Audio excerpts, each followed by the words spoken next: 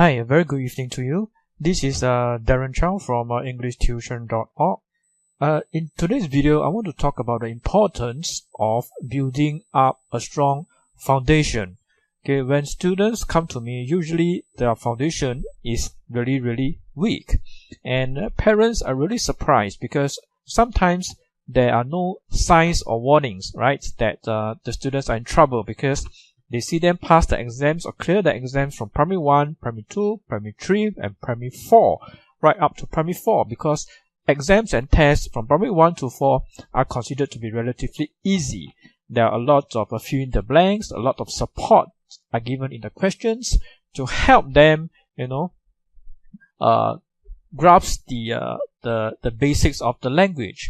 Okay, but unfortunately, okay, the disadvantage of having too much support is that the students over all these 3-4 years have grown reliant on the support.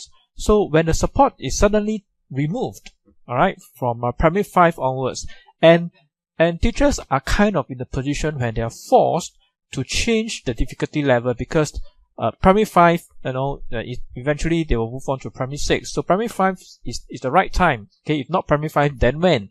So primary 5 is the right time for them to start preparing the students for the all-important PSLE examination. Okay, so from primary 5 onwards, there is very little support. Like for example, the open-ended comprehension close no longer have helping words, and there are fewer MCQs, okay, and the comprehension passage, instead of having the students just tick the answers, now students have to answer open-ended questions. So this is where students really start to struggle. And typically when they have a weak foundation, primary 5 is the time where they really see a drastic drop in results. So students may by luck be able to get like 70%, 80% even, okay, even when they have a relatively weak foundation, right? But their performance is not consistent, right? So it just happened that during the final year exam, they happen to choose all the right choices, right? And it comes back and the results, look so good on paper, right?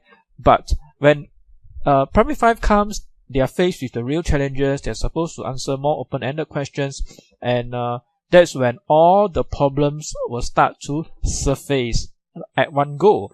So it is not uncommon to find students who are able to score like even 70%, 80% in primary 3, primary 4 to suddenly drop all the way down to just borderline passes, 50 something, maybe even fail slightly. Yes. So what happens is that parents and the students themselves, right, they suddenly they realize that, or they were shocked, okay, to see these results, and they realize that they need help. And that's usually where the students come to somebody like me. Okay, so they are trying to engage the help of a tutor to help them see what has gone wrong. Why have the results dropped from 80% down to 50 something percent? And usually the answer lies in having a very weak foundation.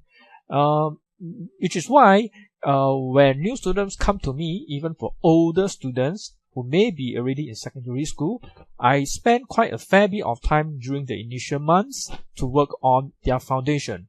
Because if I do not do that, okay, it is very difficult to transition them to be able to handle the more difficult forms of writing. Okay, so eventually secondary school students will need to learn to write higher standard or more advanced forms of writing, like personal recounts, listing and discussing advantages and disadvantages, and eventually move on to write argumentative essays.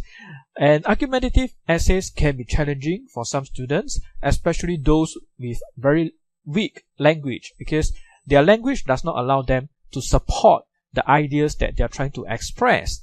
So I think it is worthwhile to spend a little time to go back and do some foundation work, make sure that we strengthen the base a little bit more, right? When we build a house, we want to have a strong foundation, then only can we build a strong building on top of it, right? And this is exactly what is happening. Okay, so be patient, right? If you are parents and you have just engaged a new tutor, I think the right thing to do is to always go back and take a look at the foundation. if the foundation is not good, it will just reflect in not just one component of the paper, it will reflect in all components of the paper, right? If you go to secondary school, anything will be affected because you are not very clear about the grammar rules, okay, and because you can't write, or your grammar is no good and you can't write very well, so then your situation writing as well as your continuous writing will be affected as well, okay, and because your language is not strong when it comes to reading, okay, comprehension suffers as well. And then at the last component of paper 2, you have the non-narrative comprehension, where students are asked to do a summary and to summarize some of the key points in the text, and that requires paraphrasing skills. And again, if the language is not strong, okay, they are unlikely to score well in that component, and that component is 50 marks, which is quite heavy, right? In paper 2, the total is just 25 marks for non-narrative, 20 marks for narrative comprehension, and 5 marks for visual comprehension. So total 50 marks, 50, and the summary already takes up 50 marks, 15. So that's very heavy weightage. So I strongly urge students and parents to not be too impatient with the results. Spend more time working on your grammar, working on your vocabulary. Make sure that you build up a strong foundation, and hopefully that will help you to cope better with the exercises. Alright, I come to the end of the video. If you like the content that you have heard so far, you know what to do, thumbs up. And if you for some reason dislike the reason because you don't like my face, right, just give it a fat thumbs down. And if you want to continue to view videos just like this one, okay, where I sit here and discuss and talk about issues related to parenting and teaching, then by all means subscribe to the channel, or just head on to our Facebook page and follow the pages. I'll leave the links in the video below, and I will see you the next time round. Bye.